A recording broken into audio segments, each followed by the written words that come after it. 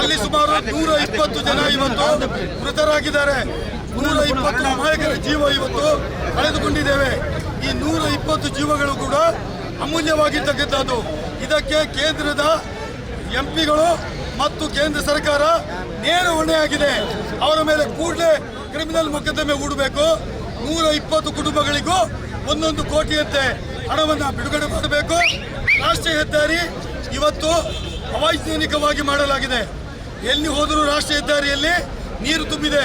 ನಮ್ಮ ಏಜ್ ಆಸ್ಪತ್ರೆ ಹತ್ರ ಹೋದರೆ ಅಲ್ಲಿ ರಸ್ತೆಯಲ್ಲಿ ನೀರು, ಇಲ್ಲಿ ಪಂಪೆಯಲ್ಲಿ ಬಂದರೆ ರಸ್ತೆಯಲ್ಲಿ ನೀರು, ಅದಕ್ಕಿಂತ ಮುಂದೆ ಮಾಲೆಮಾರಿಗೆ ಹೋದರೆ ಅಲ್ಲಿ ರಸ್ತೆಯಲ್ಲಿ ನೀರು, ಅಲ್ಲಿ ಕೊಟ್ಟಾರ ಚೌಕಿಗೆ ಹೋದರೆ ಅಲ್ಲಿ ರಸ್ತೆಯಲ್ಲಿ ನೀರು, ಕೊಡಂಬೂರಿಗೆ ಹೋದರೆ ಅಲ್ಲಿ ನೀರು, ಮುಕ್ಕಕ್ಕೆ ಹೋದರೆ ಅಲ್ಲಿ ನೀರು, ಎಲ್ಲ ಕಡೆ ಹೊಂಡಮಯ ಆಗಿದೆ.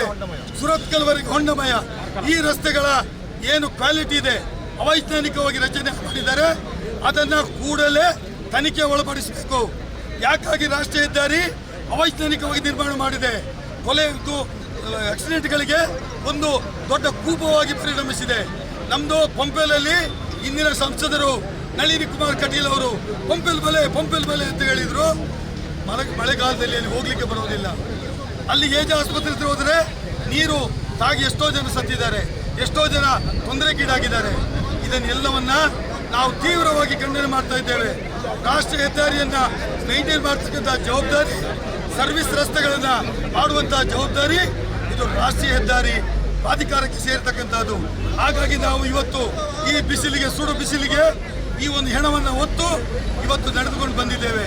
ನಮ್ಮಲ್ಲಿರುವಂಥ ಜೀವಗಳು, ಮೊನ್ನೆ ಏಜ್ ಆಸ್ಪತ್ರೆಯ ಒಂದು ಮಹಿಳೆ ಮಾಧವಿಯವರು ಊರಿಗೆ ಬಿದ್ದು ಅವರ ಮೇಲೆ ಒಂದು ವೆಹಿಕಲ್ ಹೋಗ್ತದೆ. ಎಷ್ಟು ಒಂದು ಮಾನವೀಯತೆ, ಎಷ್ಟು ಒಂದು ತೊಂದರೆ, ಎಷ್ಟು ಒಂದು ಅಮಾನವೀಯ ಭರಿತ ಕೃತ್ಯ. ಇದಕ್ಕೆ ಸಂಸದರು ಬ್ರಿಜೇಶ್ ಠಾಕೂರ್ ಅವರು ಏನು ಹೇಳ್ತಾರೆ, ವೇದವಾಸ್ ಕಾಮತ್ ಅವರು ಏನು ಹೇಳ್ತಾರೆ, ಭರತ್ ಶೆಟ್ಟಿ ಅವರು ಏನು ಹೇಳ್ತಾರೆ, ಅದರ ಬದಿಗೆ ರಾಜೇಶ್ ನಾಯ್ಕ್ ಅವರು ಏನು ಹೇಳ್ತಾರೆ ಅಂತ ಉತ್ತರ ಕೊಡಬೇಕು. ಈ ಸಾವುಗಳು ಏನಾಗಿದ್ದಾವೆ, ಈ ಆಕ್ಸಿಡೆಂಟ್ ಏನಾಗಿದ್ದಾವೆ, ಇದಕ್ಕೆ ಬಿಜೆಪಿ ಕೇಂದ್ರದ ಸರ್ಕಾರ ನೇರ ಹೊಣೆ ಅಂತ ಹೇಳ್ತಾರೆ.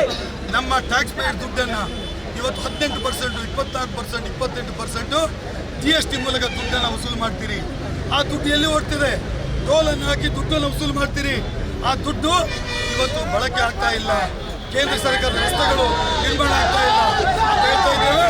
ನಿಮ್ಗೆಲ್ರಿಗೂ ಈ ಒಂದು ರಸ್ತೆ ಮುಂದಕ್ಕೆ ನಡೀತಾರೆ.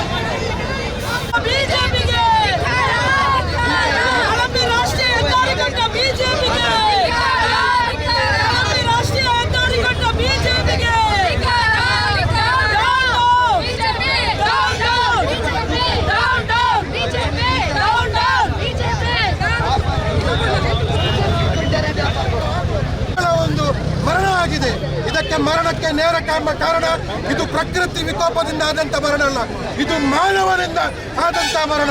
ಇದು ಮಾನವನ ಏನು ಈ ಕಳಪೆ ಕಾಮಗಾರಿಯಿಂದ, ಭ್ರಷ್ಟಾಚಾರದಿಂದ, ರಾಷ್ಟ್ರೀಯ ಹೆದ್ದಾರಿಯಲ್ಲಿ ನಡೆಯುವಂಥ ಭ್ರಷ್ಟಾಚಾರದಿಂದ ಆದಂಥ ಮರಣ. ಇದಕ್ಕೆ ಸಂಪೂರ್ಣವಾದಂಥ ಜವಾಬ್ದಾರಿಯನ್ನು ಬಿಜೆಪಿ ಪಕ್ಷ ಹೊತ್ಕೊಳ್ಬೇಕೆಂಬ ಉದ್ದೇಶವನ್ನು ಇಟ್ಕೊಂಡು ಇವತ್ತು ನಾವು ಪ್ರತಿಭಟನೆ ಮಾಡಿದ್ದೇವೆ. ಮುಂಬರುವ ದಿವಸದಲ್ಲಿ ಎಲ್ಲಿ ಹೊಂಡ ಉಂಟ ಅಲ್ಲಿ ಕಾಂಗ್ರೆಸ್ ಪಕ್ಷದ ಕಾರ್ಯಕರ್ತರು ಸೆಲ್ಫಿ ಅಭಿಯಾನ ಮಾಡುತ್ತಾ ಈ ಸೆಲ್ಫಿಯನ್ನು ನೇರವಾಗಿ ರಾಷ್ಟ್ರೀಯ ಬಿಜೆಪಿ ಅಧ್ಯಕ್ಷರಿಗೆ, ಸ್ಥಳೀಯ ಸಂಸದರಿಗೆ ಹಾಗೂ ರಾಜ್ಯ ಬಿಜೆಪಿ ಅಧ್ಯಕ್ಷರಾದಂಥ ವಿಜೇಂದ್ರ ಅವರಿಗೆ ತಲುಪಿಸುವಂಥ ಕೆಲಸ ಕಾರ್ಯವನ್ನು ಮಾಡ್ತೇವೆ. ನಮ್ಮ ಇವತ್ತಿನ ಆಗ್ರಹ, ಯಾರೆಲ್ಲ ಈ ದುರ್ಮರಣದಿಂದ ಮೃತಪಟ್ಟಿದ್ದಾರೆ ಅವರ ಮನೆಗೆ ಕಡಿಮೆ ಪಕ್ಷ 1 ಕೋಟಿ ರೂಪಾಯಿ ಪರಿಹಾರ ಕೊಡುವ ತನಕ ಕಾಂಗ್ರೆಸ್ ಪಕ್ಷ ಈ ಪ್ರತಿಭಟನೆಯನ್ನು ಮಾಡ್ತದೆ ಎಂಬ ಪ್ರತಿಭಟನೆಗೆ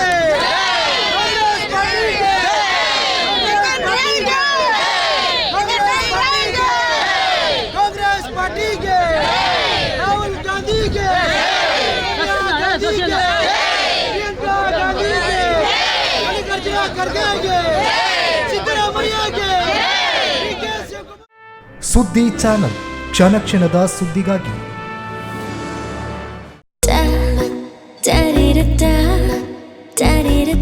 ನನಗಿಷ್ಟ ನಂದಿನಿ ತುಪ್ಪ, ಶುದ್ಧ ತುಪ್ಪ ಅಂದ್ರೆ ನಂದಿನಿ.